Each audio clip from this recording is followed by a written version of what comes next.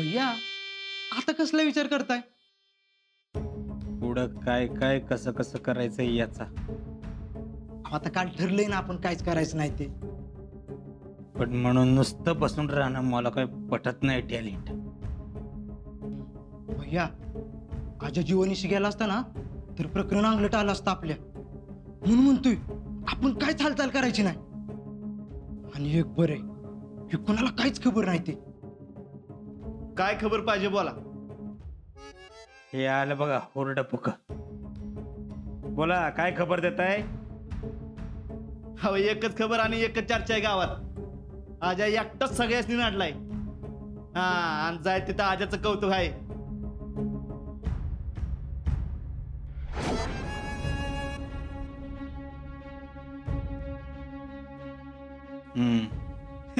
मला काय वाटतं माहितीये का, हो ज्याचा कोणाचा बी प्लॅन असेल ना तो एक नंबरचा बावळटच असेल बघा.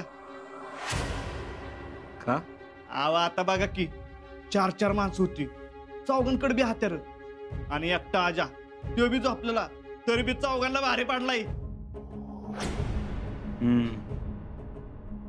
आव चुकून जर हातात तलवार घावली असती ना तर चौघांना बी उभं कापलं असतं त्याने.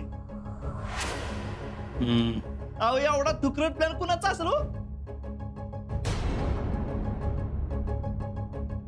मला तर त्याच्या बुद्धीची किंमत येते.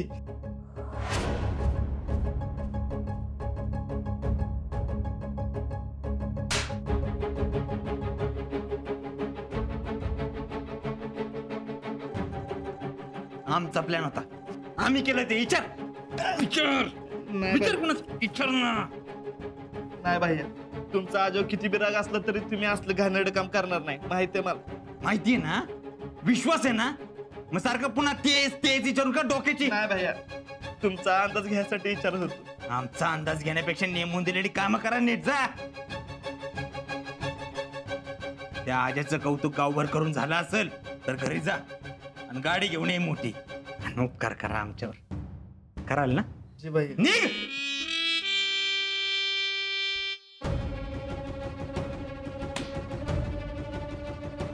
आईला आमचीच माणसं त्या आजाचं कौतुक करायला लागल्यात.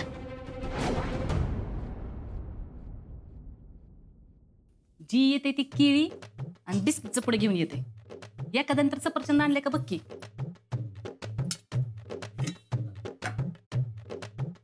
या बिस्किटातला मैदा खाऊन मरावं का काय आम्ही? आजकालच्या लोकांना ना आकलीचा भागच नाही. काय आणावं काय नाही काय कळत नाही बघ. जरा एखाद्यानं द्राक्ष सफरचंद डाळिंब आणलं तर बिघडतंय बाई. नाही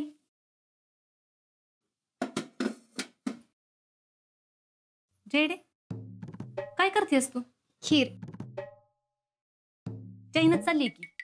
एक तरी तर सकाळपासून चहा पाणी करून वैताग आलाय आणि तू खीर बनव म्हणजे निघू दे बाळ.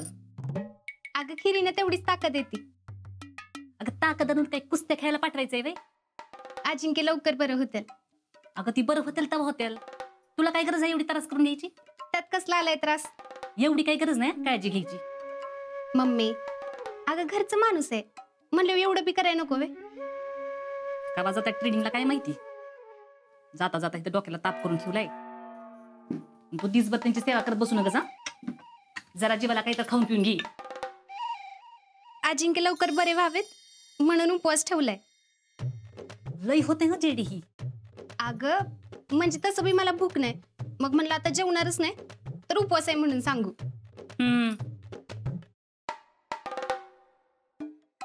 काय ग तू खीर खात नाहीस मी खात नाही मग एवढं बदल करायची काय गरज आहे बाई? शीतलला बी नेऊन द्यायची आहे. काय काय म्हणजे? अगं तिनं काय केलं की आपल्याला आणून देते का नाही. मग आपण नको आहे तिला नेऊन द्यायला. लईच पुळका यायला तुला तिचा. काय विचार काय आहे तुझा? काहीच नाही. घरच्या माणसांसाठी करायचंय एवढंच. अगं ती काय आपल्या घरातली आहे बाई. असं ती तर म्हणती बाई. अगं ती मस्त म्हणल पण लक्षात ठेव मी म्हणल तीच होणार ह्या घरात. आणि हा तिला काही खीर बी नेऊन द्यायची गरज नाही. शेजारच्या कुत्र्याला घालीन मी खीर पण तिला नेऊन द्यायची गरज नाही. बर बाई तू म्हणशील तसं. या टाइमाला नेऊ दे. अगं तिच्यामुळेच आपल्या अजिंक्यांचा जीव वाचलाय. नाही नको म्हणूस, नेऊन देऊ दे मला.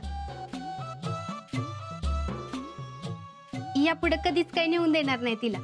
आणि तुझ्या डोक्यात काय चाललंय ना ती बंद कर आधी. ह्या पिशव्या बी एवढ्या झाल्यात ना घरात.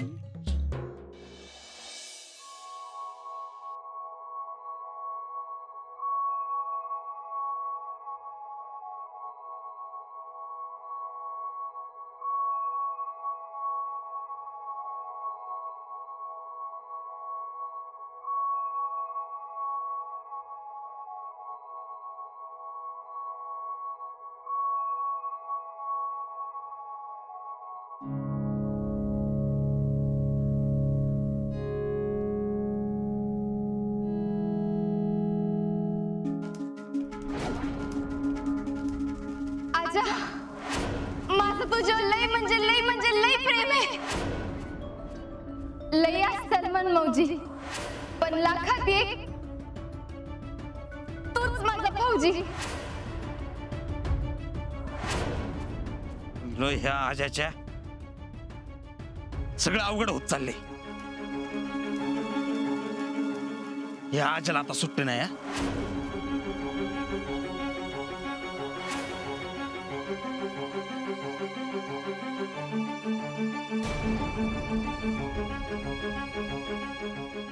वा, एक नंबर झालाय बरं का. एकदम झणझणीत झालाय त्याचा. लय भारी.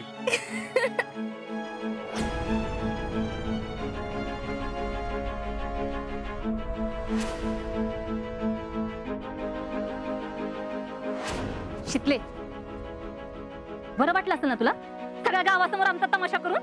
तसं काय नाही, मला माहितीये सगळं मुद्दाम केलं ना तू. मी खरंच काय मुद्दाम नाही केलंय.